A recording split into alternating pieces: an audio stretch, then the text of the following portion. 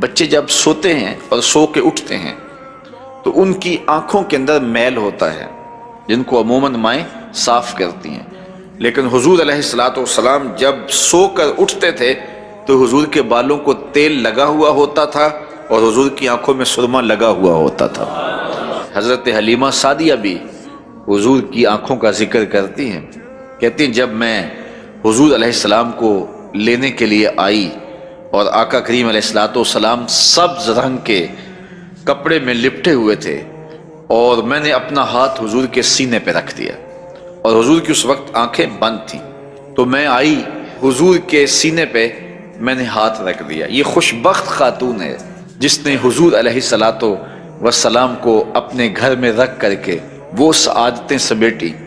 کہ آج کائنات کی ساری دائیوں کی امام ہے حضرت حلیمہ سعدیہ۔ تو وہ کہتی جب میں حضور کو لینے آئی تو حضور استراحت فرما رہے تھے اور سبز رنگ کا کپڑا تھا حضور پر، تو میں آ کے حضور کے مبارک سینے پہ ہاتھ رکھا تو میرا ہاتھ آیا تو حضور کے لبوں پہ تبسم پھیل گیا اور میں نے دیکھا کہ حضور نے اپنی آنکھیں کھول لیں۔ حضرت حلیمہ سعدیہ فرماتی ہیں کہ جب حضور نے آنکھیں کھولیں اور مجھے دیکھنے لگے اور حضور کی آنکھوں سے روشنی نکلی جو آسمان تک چلی گئی۔ یہ حضور کی آنکھیں ہیں۔ حضرت جابر بن سمرہ رضی اللہ تعالی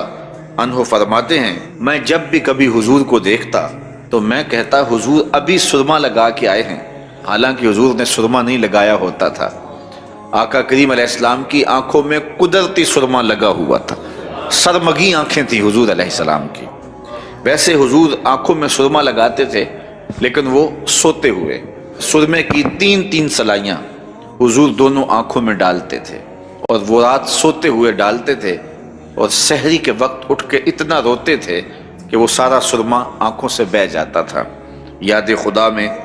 اللہ اکبر۔ اور حضور علیہ الصلوۃ والسلام کی آنکھوں کے بارے میں ایک لفظ یہ بھی ہے، حضور علیہ الصلوۃ والسلام کی آنکھیں دریا تھیں، جس طرح دریا بہتا ہے تو حضور کی آنکھیں بہتی تھیں اور کثرت کے ساتھ حضور رونے والے تھے یاد الہی میں اور امت کے غم میں۔